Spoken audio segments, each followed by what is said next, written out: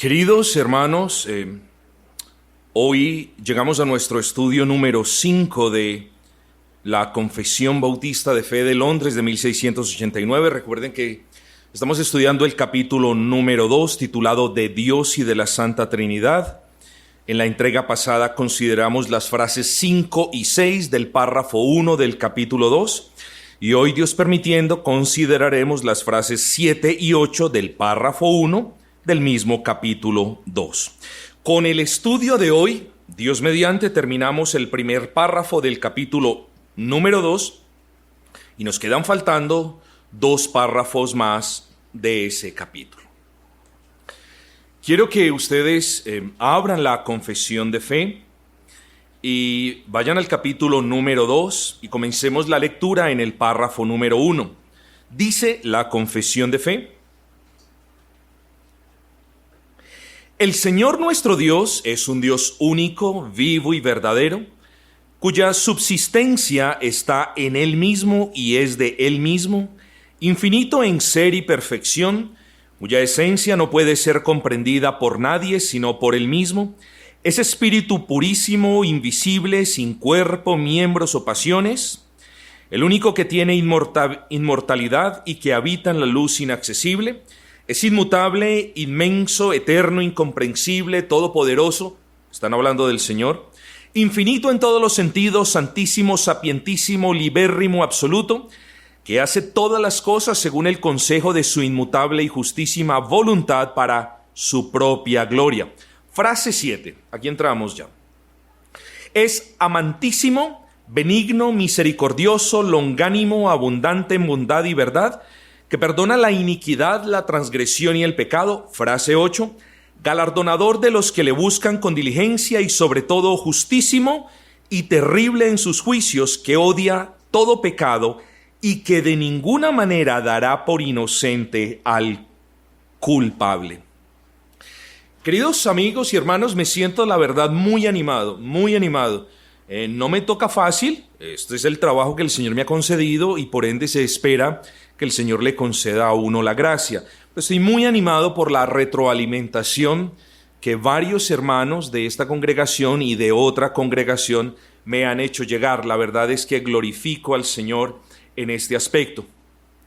Y a la final lo único que estamos haciendo con estos estudios es honrando la palabra del Señor, porque de la palabra del Señor se desprende la confesión de fe. No es sino que usted verifique cada versículo en los que la confesión de fe se apoya para que usted comprenda que la confesión de fe no es una invención de hombre innecesaria, sino más bien es un favor que en la providencia del Señor Dios mismo nos hizo, sistematizando unas doctrinas de una manera sencilla y clara, no queriendo decir que la Escritura nos explique y nos enseñe doctrinas de una manera compleja, pero la confesión de fe es una manera sistemática, podemos decir, es una teología sistemática, abreviada, sucinta, y nosotros damos gracias al Señor por esas providencias. El día de hoy, mis amados, nos vamos a enfocar en el comienzo de la frase número 7 de la confesión de fe y en el final de la frase número 8 de la confesión de fe. Por eso el título del estudio en la tarde de hoy es el Dios amantísimo y justísimo. El Dios amantísimo y justísimo. ¿Por qué? Amantísimo es la primera parte que usa la frase 7 y justísimo es parte de la frase número 8. Así que hablemos entonces de esto que escribieron quienes editaron la confesión de fe. Cuando nosotros hablamos del amor y de la justicia de Dios, hacemos referencia a 2 atributos del Altísimo. 2 atributos que, si bien no son más que los demás, tampoco son menos. En cierta manera, no podemos poner atributos por encima de otros como si esos fueran más importantes que aquellos. Eso lo debemos tener en claro. Solo, mis amados, que en lo que respecta a la salvación del hombre, algo que está muy cerca a nuestros corazones, tanto el amor como la justicia de Dios parecen resplandecer con un brillo muy particular y muy excepcional. Así que nosotros hablamos mucho del amor de Dios y de la justicia de Dios, porque estos dos atributos los vemos de manera diáfana, brillante, clara, en todos los aspectos, en todas las providencias, en la creación incluso, pero sobre todo en nuestra salvación. Vamos a ver más adelante, y yo sé que ustedes lo saben, de qué manera brillan estos dos atributos del Señor. Por el momento decimos de nuestra salvación, podemos afirmar que somos salvos porque Dios nos amó. Eso todos lo podemos decir. Pero también decimos que estamos en paz con Dios porque Él hizo justicia sobre nuestros pecados e imputó, consignó la justicia perfecta de Cristo a nosotros por medio de la fe.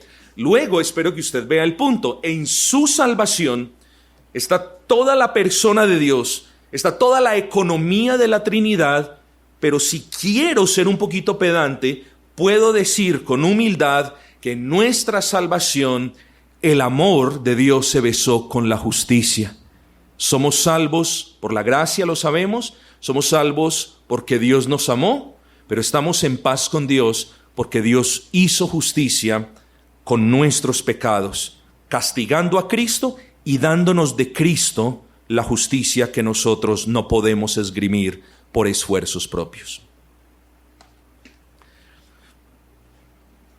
Hablemos entonces de ese amor y de esa justicia, esos hermosos atributos que nosotros tanto amamos, de los que tantas veces hemos hablado, pero de los que lastimosamente muchos profesantes de la fe cristiana no pueden hablar bien o tergiversan. Y todos nosotros creo que recordamos aquellas falacias de es que Dios es un Dios de amor. Hombre, Dios es Dios de amor, Dios es amor. Pero también recordemos que Dios no puede ser Dios a menos que sea un Dios justísimo, tal y como nos lo dice la confesión. Entonces pensar en el Dios de la Biblia como un Dios que nos ama, pero como un Dios que, y me excusan la expresión, se tiene que tragar entero nuestros pecados o tiene que poner nuestros pecados por debajo del tapete, no estaríamos hablando del Dios de la Biblia. El Dios de la Escritura es un Dios amantísimo, pero justísimo, y no puede, en virtud de su propia naturaleza, no puede nunca tener por inocente a quien es culpable. Recuerden la predicación de esta mañana. Dios no podía tener por inocente a estas personas cuando ellos eran naturalmente culpables. Pero antes de considerar estos dos atributos, hermanos, hablemos de manera sucinta de aquellos atributos que también la confesión de fe menciona, como la benignidad, la misericordia y la longanimidad. Hablemos entonces de lo siguiente: Dios es benigno. Este atributo divino nos dice que Dios es bueno, algo que todos nosotros sabemos. Salmo 25:8, bueno y recto es Jehová. Salmo 34:8, ved que es bueno Jehová. Pero nuestro Dios no solo es bueno. Piensen esto. Nuestro Dios no solo es bueno, es el único que realmente es bueno en el pleno sentido de la palabra. Usted recordará cómo a aquella persona se le acerca al Señor Jesucristo y le dice maestro bueno en el capítulo 19 de Mateo, versículo 16, y cómo el Señor Jesucristo le responde: bueno solo es Dios. Así que hablamos de nuestro Dios no solamente como un Dios bueno, sino como el único que realmente es bueno. Pero no solo eso. No solamente, y gracias damos a Dios por esto, no solamente hablamos de un Dios bueno, no solamente usted si ha creído en Cristo tiene un Dios bueno, el único ser perfecta, infinitamente bueno, sino que tenemos algo en lo que nos podemos gozar, y es que todo lo que Dios hace es bueno en gran manera. Y nuestro buen Dios, que es bueno, hace todo lo que nos afecta o no bueno. No hay algo que haga Dios que sea malo o reprochable. ¿Por qué? Porque Dios es bueno. Es imposible, en virtud de esto que llamamos ontología o de la ciencia que estudia la existencia o el ser mismo de una persona, es imposible que Dios haga algo malo, entienda esto. Es muy posible que usted y yo hagamos algo malo porque no somos buenos de manera perfecta, pero es imposible, absolutamente imposible que Dios haga algo malo o diga algo malo o haya inspirado algo malo o permita una mala providencia, porque es que Dios es bueno. Eso es muy importante que nosotros lo sepamos. Son argumentos evangelísticos, son argumentos apologéticos, y esto nos instruye a nosotros. Así que sus providencias son buenas, su provisión es buena y aún su justicia es buena.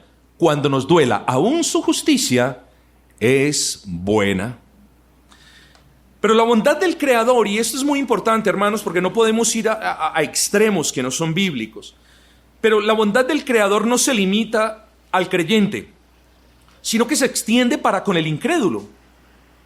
Los reformadores y los puritanos lo tenían claro. Alguno de ellos dijo: Dios es bueno y nunca puede ser malo con nadie, incluso con quienes son malos de verdad. Dios es bueno y no puede ser malo con nadie, incluso con quienes en realidad son malos. Hermanos, Dios es tan bondadoso que su bondad no solo se extiende para con los incrédulos, sino que aún llega y afecta de manera bondadosa a los animales. ¿Usted sabía eso?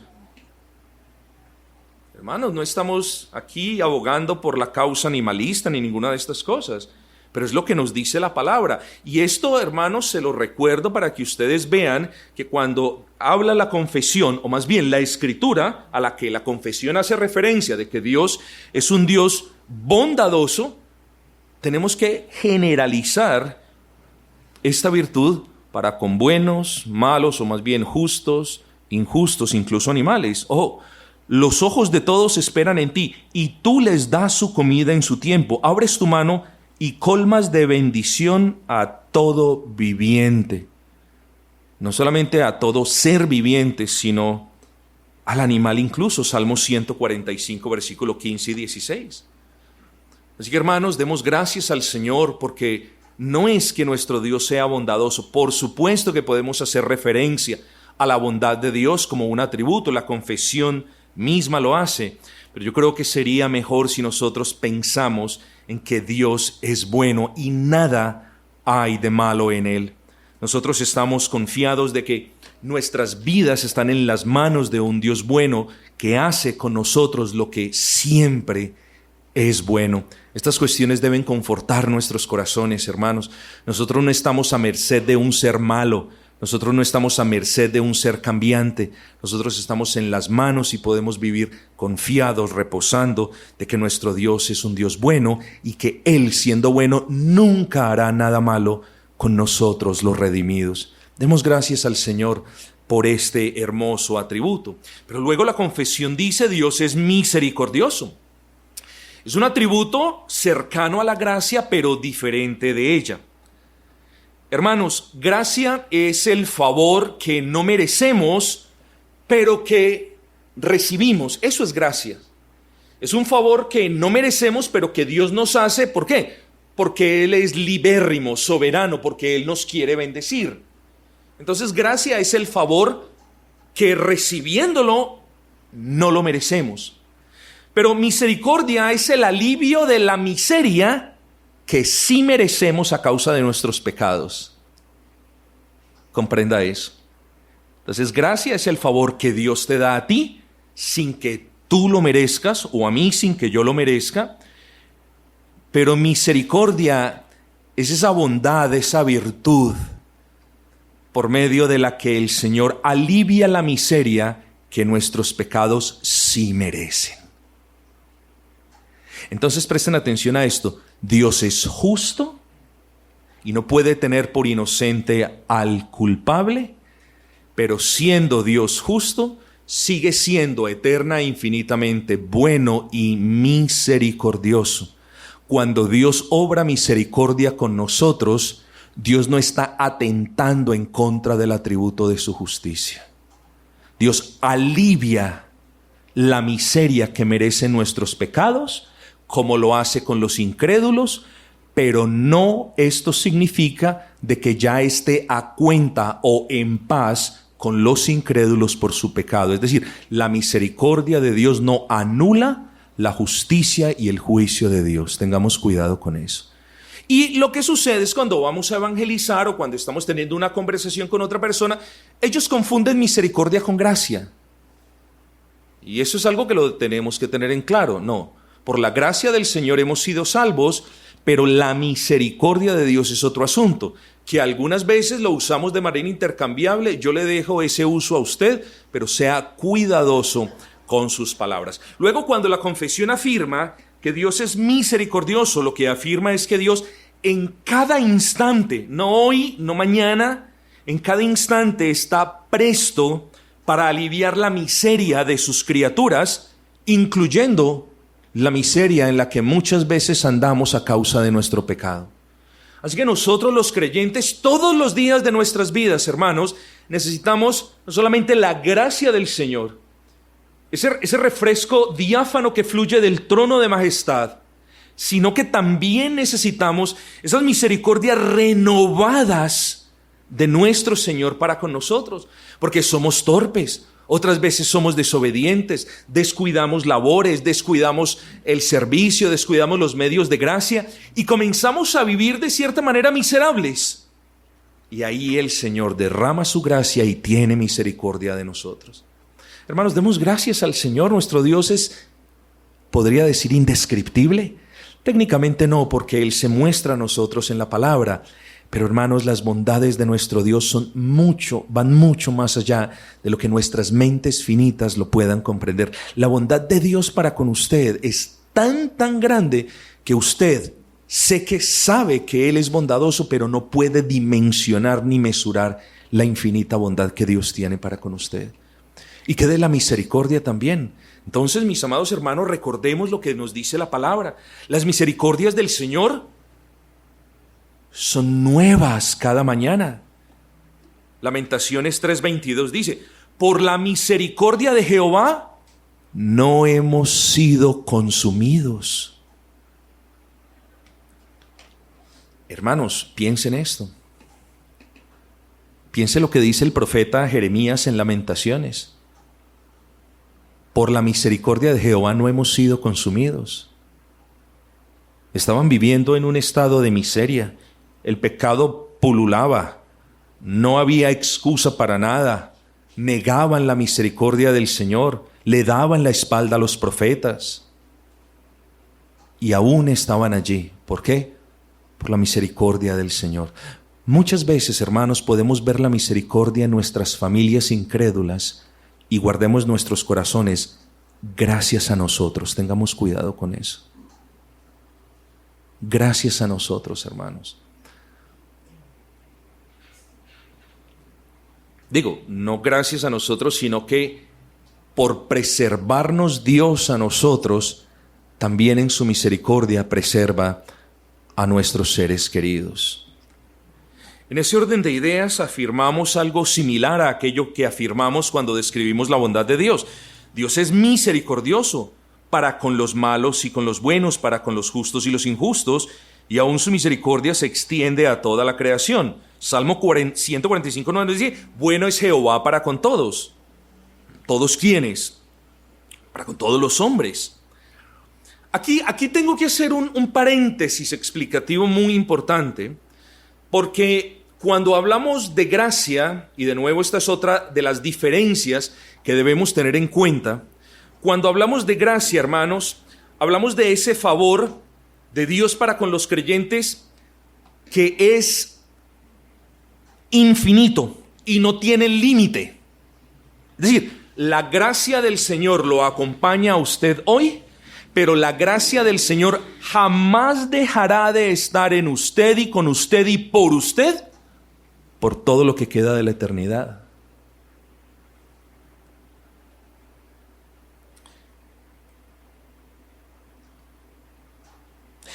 Dios ha sido, es y será infinitamente misericordioso con nosotros.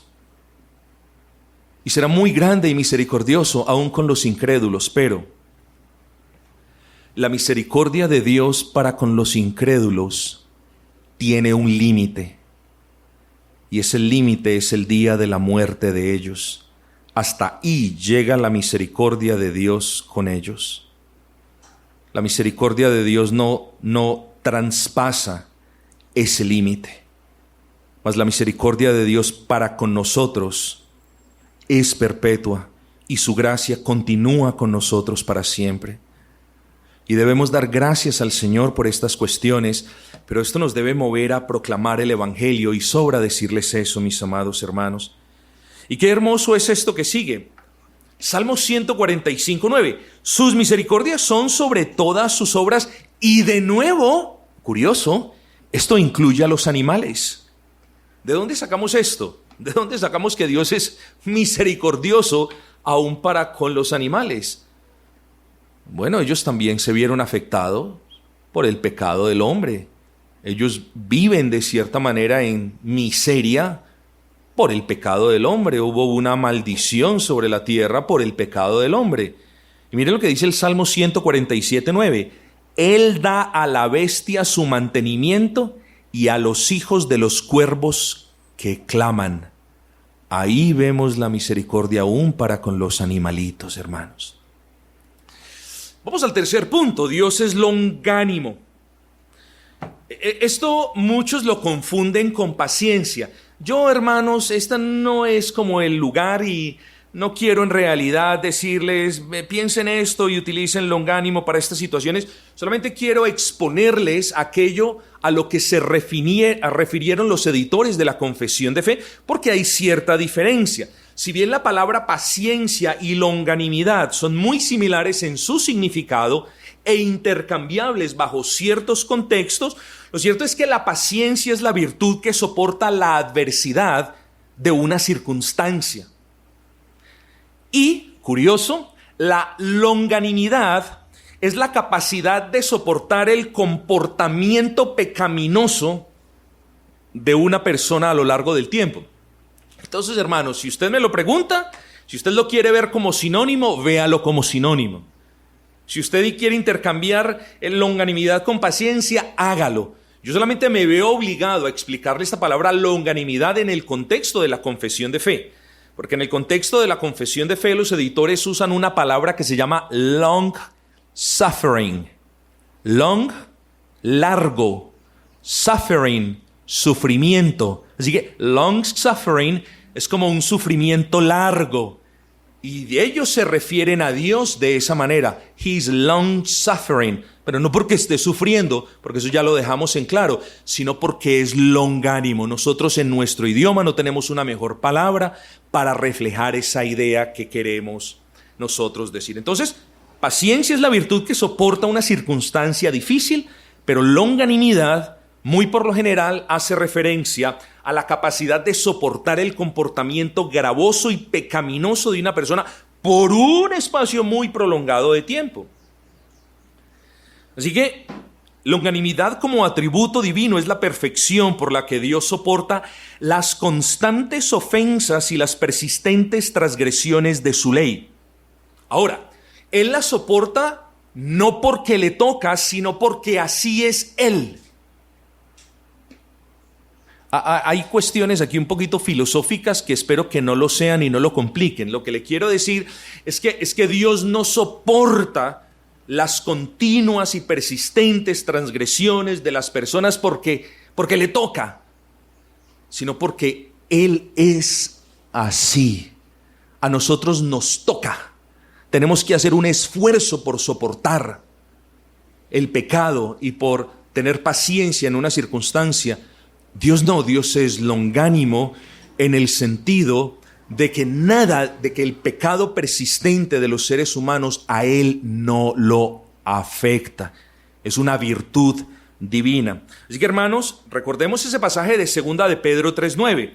El Señor no retarda su promesa, según algunos la tienen por tardanza, sino que es longánimo, paciente. Estamos hablando de personas, sino que es excesivamente paciente para con nosotros, no queriendo que ninguno perezca, sino que todos procedan al arrepentimiento.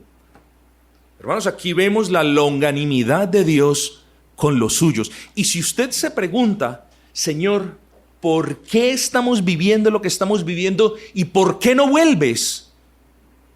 Las personas que dicen, Señor, Maranata, regresa pronto, dicen algo correcto, dicen algo bueno. Pero la respuesta del por qué el Señor no vuelve ahora es porque el Señor no quiere que ni uno solo de los suyos se pierda. Este pasaje nos está hablando de los suyos, de los destinados para vida. No podemos generalizar este pasaje para con todas las personas. ¿Por qué? Porque si Dios en realidad quisiera que todo el mundo entero viniera al arrepentimiento, ¿qué le impide que todo el mundo entero venga al arrepentimiento? Entienda eso. Dios es longánimo con la raza humana en virtud de los escogidos que aún faltan por creer y abrazar el Evangelio. Nehemías 9:17, pero tú eres Dios que perdonas, clemente y piadoso, tardo para la ira y grande en misericordia. Es lo mismo que dice el Salmo 103:8, misericordioso y clemente es Jehová, lento para la ira y grande en misericordia. Espero que noten el punto, mis hermanos, y de esto solo se puede hablar de nuestro Dios. La longanimidad de Dios es en cierta manera como una capacidad. Yo lo estoy expresando con una palabra que es muy humana, pero es como una capacidad. Quiero que me entienda. Y cuando hablamos de la longanimidad, de que nuestro Dios es longánimo, estamos hablando de la capacidad infinita que Dios tiene de soportar el vituperio de su nombre por parte de los impíos y aún de ser misericordioso con ellos. Así de bueno e increíble es nuestro Dios, hermanos. Porque yo creo que si Dios nos hubiese delegado el juicio de los injustos, hace mucho tiempo los hubiésemos consumido. Pero Dios es longánimo. Y noten esto, no hay afectación en ninguno de los atributos. Dios con los impíos es misericordioso y aún es longánimo. Los soporta. Porque llegará un tiempo donde ese pecado se tenga que castigar. Y por eso los editores de la Confesión de Fe dicen lo que dice la Biblia. Dios no puede tener por inocente a quien es culpable. Pero mis amados hermanos, Dios es longánimo también con usted y conmigo. ¿O quién de nosotros puede decir que no ha persistido en algún pecado por un tiempo? Yo lo quiero conocer. Entonces Dios sí es longánimo con usted, porque Dios lo ha soportado a usted y ha soportado su pecado, y puede que usted haya estado impenitente 15 días o 2 semanas o 3 meses. Conozco casos de un par de años en una práctica del pecado, de verdaderos cristianos que se han deslizado en el pecado, y cuánta paciencia ha tenido Dios para con ellos. Entonces, mis amados hermanos, Dios es longánimo de manera perfecta, aún con los impíos, hasta que llegue el momento del juicio, y lo es eternamente con nosotros. Bueno, o hasta el día de nuestras muertes, porque después de que seamos glorificados, lo digo con sumo respeto, no le daremos ningún tipo de problema al Señor, seremos perfectos. Así que damos gracias al Señor por este hermoso atributo. Ahora sí venimos al Dios amantísimo y justísimo. He saltado algunas partes por cuestiones de tiempo, pero vamos a considerar estos dos atributos. Dios amantísimo. Todos sabemos esto, hermanos, y esto lo repito porque estamos estudiando expositivamente la confesión de fe. Técnicamente hablando, Dios no tiene amor. Usted lo entiende ya, ¿cierto? Dios no tiene amor. Dios es amor. El amor define el ser divino tanto como lo define su justicia y todos los demás atributos. No obstante, los redactores de la confesión de fe, al hacer uso de la expresión amantísimo, lo que quisieron decir es que Dios es quien ama más, de hecho infinitamente más de lo que alguno de nosotros pueda amar a otro o amarlo a Él. A eso se refiere la confesión de fe usando esa palabra amantísimo. De que Dios ama infinita y perfectamente, infinitamente más de lo que usted o el más santo de los santos que haya pisado este mundo puede amar a otro o puede amar a Dios. Nuestro Dios es amor y por ende podemos afirmar que Él no necesita de ningún estímulo para amarnos. Nosotros sí necesitamos de esos estímulos externos. Si su señora esposa no demuestra amor para con usted, oye, eso es duro y es difícil y el amor se ve afectado. Y lo mismo nosotros. Pero el amor de Dios no se ve afectado si el mundo lo ama o lo aborrece. Qué maravilloso eso. Dios no necesita que nosotros lo amemos para Él amarnos a nosotros. Y eso es algo que difícilmente lo podemos comprender en su plenitud. Por esa razón decimos que el amor de Dios es inherente a su ser. Es decir, no hay nada fuera de Dios que cause que Él ame a alguien. Y eso es lo que dice la Escritura. Deuteronomio 7:7, no por ser vosotros más que todos los pueblos os ha querido Jehová y os ha escogido, pues vosotros erais el más insignificante de todos los pueblos, sino por cuanto Jehová os amó y quiso guardar el juramento que juró a vuestros padres. Primera de Juan 4:19, nosotros le amamos a Él, usted lo conoce porque Él nos amó primero. Luego el amor con el que Dios ama a alguien yace en sí mismo y la única razón por la que Dios ama a alguien reside en su soberana voluntad. Además de afirmar que el amor de Dios es eterno y soberano, también la palabra amantísimo usada en la confesión nos permite inferir que el amor de Dios es infinito, no se puede medir, no lo podemos comprender. Recuerden Efesios 3:19, y de conocer el amor de Cristo que excede a todo conocimiento. El pastor A.W. Pink dijo, ninguna lengua puede expresar fielmente la infinitud del amor de Dios, ni ninguna mente comprenderla. Las más vastas ideas que la mente finita pueda formarse del amor divino están muy por debajo de lo que en verdad es. Hermanos, ¿ustedes han destinado alguna parte de su tiempo recientemente a meditar en el amor de Dios? ¿En las implicaciones del amor de Dios? ¿En las causas del amor de Dios? Yo le aconsejo que quizás durante esta semana usted pueda destinar un poquito de tiempo en eso. Porque hoy nosotros nos podemos llamar hermanos y podemos invocar el nombre de Dios, sí, por gracia, pero porque Él nos amó, hermanos. Y porque a lo largo de la historia nos ha venido cuidando y preservando en cierta manera, para que un día ese Dios de amor que envió a su Espíritu Santo a regenerarnos, despertara en nosotros vida y nosotros entonces le pudiésemos amar a Él. Mire que si Dios no lo ama a usted, usted no puede amar a Dios y no puede amar verdaderamente a su esposa o a su hijo o al prójimo.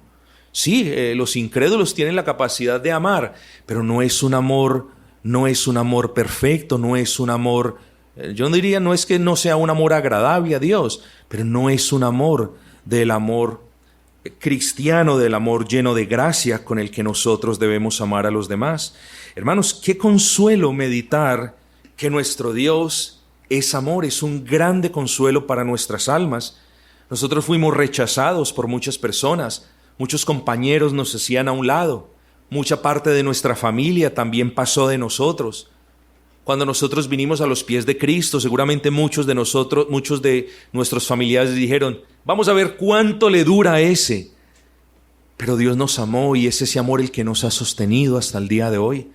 Demos gracias al Señor, hermanos, y ocupémonos en esforzarnos por amar a nuestro Dios tanto como nosotros podamos. Recuerden lo que dice el Antiguo Testamento, y amarás a tu Dios con todo tu corazón y con todas las fuerzas de tu ser. Entonces, hermanos, no es que tengamos que amar a Dios para que Él nos ame. Él nos ama muy por encima del grado infinitamente menor con el que lo amamos a Él. Pero, hermanos, yo me pregunto si nos estamos de verdad ocupando, esforzando por amar a Dios. Qué consuelo meditar en estos asuntos y en el amor que recibimos de Él, hermanos, porque el Padre de amor nos escogió para vida. El Cristo de amor descendió en este mundo para soportar la ira del Padre, y el Espíritu de amor vino tanto del Padre de amor como del Hijo de amor, y forjó en nosotros una nueva vida. Y nosotros estamos aquí hoy, hermano, aprendiendo de estos asuntos espirituales, porque somos personas espirituales por el amor de Dios. Si yo puedo mirar hacia el pasado, si tuviésemos esa capacidad, nos debatiríamos en qué fue primero. No, piense primero en que Dios lo amó. Y porque lo amó, el amor es la causa de la predestinación, entienda eso. Un amor incondicional, un amor soberano y un amor por gracia, es decir, inmerecido. Sea más consciente del amor que Dios le tiene a usted. Vamos a ver la frase número 8. Galardonador de los que le buscan con diligencia, qué bueno hablar de esto, y sobre todo justísimo y terrible en sus juicios, que odia todo pecado. Ojo con esto, porque esto sí ya nos aplica a nosotros. No se nos debe olvidar, hermanos, que Dios es galardonador de los que le buscan con diligencia, pero que Dios es justo, no puede dejar de ser justo. Y si nosotros hemos cometido un pecado, no podemos creer que somos inocentes por el mero hecho de ser personas salvas, hermanos. Note lo que dice la confesión: Dios odia todo pecado. Todo pecado. No hay cuantificación, no hay segregación, no hay separación por conjuntos, clases o categorías. Dios odia todo pecado. Noten ustedes, hermanos, que después de listar las excelencias de Dios, los redactores de nuestra confesión de fe, antes de hablar de su justicia, utilizan la expresión sobre todo. Véalo ahí en la frase número 8. Y sobre todo, justísimo. Sobre todo. Y no para enseñarnos que la justicia de Dios está por encima de los demás atributos, sino para que no perdamos de vista que por muy bondadoso que Dios sea, que por muy amantísimo que Dios sea, que por muy misericordioso que Dios sea y por muy benévolo que Él sea, Dios sigue siendo justísimo y en ninguna forma y de ninguna manera, incluso a nosotros, nos tendrá por inocentes si persistimos impenitentes en el pecado. Quiero que usted comprenda bien esto, hermano. Porque no podemos venir a los 5 puntos del calvinismo, particularmente al 5º punto, a la preservación o perseverancia de los santos, y decirnos: bueno, yo ya creí, soy salvo por gracia, Dios me ama, Dios es misericordioso, benévolo conmigo, y entonces seamos llevados por Satanás a creer que Dios no está indigno con nuestro pecado. Odia todo pecado. El que cometió esta mañana, el de ayer por la noche, el del sábado por la tarde, el del viernes en la madrugada. Todo pecado nuestro en todo momento. Hermanos, siendo salvos deberíamos tener más temor del Señor. Tenemos acceso en confianza delante del trono de majestad. Nos gozamos con la benevolencia del Señor. Pero hermanos, no nos equivoquemos. No estamos hablando con un juez injusto al que podamos sobornar. Estamos hablando de nuestro Dios. Tengamos más temor, hermanos. Dios es justísimo y aborrece todo pecado, incluyendo el suyo y el mío, como hijos de Dios. ¿Qué nos enseña lo anterior? Que el amor de Dios y la justicia de Dios coexisten en la esencia divina de manera infinita e imperfecta, sin que el uno modifique, altere o cancele en lo absoluto al otro. Luego los editores de la Confesión de Fe dicen terrible en sus juicios. ¿Qué quiere decir esto? Desde luego no quiere decir que sus juicios sean terribles en el sentido de pésimos, esto está terrible, en el sentido de malo, de pésimo, sino que son terribles en el sentido de formidables, de tremendos y de temibles. Tengamos cuidado con los juicios de Dios, hermanos. Pastor, ¿Dios puede juzgar a un creyente? Pero por supuesto. ¿Usted cree que Dios va a poner nuestros pecados debajo del tapete? ¿O que siempre va a decir, bueno, aunque este no me pida perdón y aunque este no se arrepiente, pues como yo ya lo justifiqué, pues bueno, no pasa nada, me toca? No. Eso no lo hace nuestro buen y gran Señor, mis amados. De hecho, la gracia se muestra en el creyente porque nos compunge el pecado, nos estorba el pecado. De hecho, la gracia se demuestra en el creyente porque venimos al Señor dolidos por el pecado, por la ofensa que le hemos causado a Él o a una de sus criaturas, y nos arrepentimos. Ahí se ve la gracia de Dios, hermanos. Una persona con la gracia del Señor nunca está pensando en que la justicia de Dios no va a venir. No, Dios también juzga a su pueblo, hermanos. Recuerde lo que nos dice la palabra. Los primeros en ser juzgados somos nosotros, hermanos. Es la casa de Dios, es la iglesia de Dios. Pero ¿qué es en sí la justicia de Dios? Bueno, es un atributo que define a Dios en términos de perfecta rectitud en sus providencias, en sus juicios, en su castigo y en todo lo que Él hace. Cuando hablamos entonces de la justicia de Dios, lo que queremos decir es que nuestro Dios es perfectamente recto e infinitamente correcto en todos sus caminos, procederes, palabras y obras. Salmo 145, 17 nos dice, justo es Jehová en todos sus caminos. Es decir, todas las providencias del Señor son justas, son correctas. Deuteronomio 32, 4, todos los caminos de Jehová son rectitud. Entonces, al usar la palabra justísimo, noten por favor que lo único que nuestra confesión de fe hace es resaltar ese atributo divino en concordancia con lo que la Biblia nos dice. Dios de verdad, y no hay iniquidad en Él, es justo y recto. En el sentido negativo, la confesión de fe lo que está diciendo es que al decir justísimo en el sentido negativo es que en Dios no hay iniquidad. Y en el sentido positivo lo que está diciendo sencillamente es que Dios es recto, correcto y perfectamente intachable en todos sus procederes. Entonces en el sentido negativo es una cosa y en el positivo es otra. Ambas dicen lo mismo y por eso los editores de la confesión dicen justísimo. Pero ojo con esto, hermanos. Ya nos acercamos al final. Dios es justísimo en la salvación del hombre. Note esto. En la salvación del hombre. Porque las demandas eternas e infinitas de su justicia, que ninguno de nosotros pudo satisfacer, fueron satisfechas por la vida, particularmente la muerte de nuestro Señor Jesucristo en la cruz del Calvario.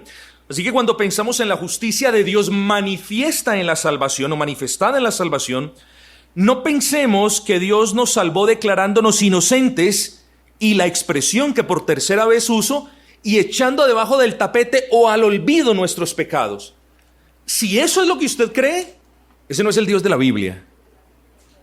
El Dios de la Biblia estaba en el pleno derecho primero y en la plena obligación moral de castigar los pecados de nosotros. No podemos hablar de salvación sin que antes haya justicia sobre los pecados de los creyentes. Y eso pasó en la cruz del Calvario. Hermanos, lo voy a decir con cuidado. Y le pido de antemano perdón si no lo puedo articular muy bien o expresar de la manera más digna como la que muchos que me antecedieron lo han podido hacer. Dios es justo también en la condenación de los incrédulos. Usted tiene que entender esto. En la condenación de los incrédulos no hay injusticia alguna, no la hay. Romanos capítulo 9 nos dice, ¿y Dios es injusto? Y la respuesta del apóstol es, en ninguna manera. Pero la pregunta es, ¿por qué Dios es justísimo en la condenación de los santos? Ya lo vimos. Cristo llevó nuestro pecado. Dios no puede dejar que el pecado simplemente pase, y Dios castigó a quien llevó nuestros pecados. Ahí hubo justicia. Pero en la condenación de los incrédulos también la hay. ¿Por qué? Quiero que piensen esto. Porque Dios nunca estuvo obligado a salvar a nadie. Nunca estuvo obligado a salvar a nadie. De hecho, Dios hubiese sido igual de justo si todos nosotros nos vamos para el infierno. Así que, cuando Dios quiso pasar de algunos para no salvarlos, estaba siendo igual de justo como lo fue antes. ¿Sí entendieron eso? Igual de justo. ¿Por qué? Porque Dios no hizo nada.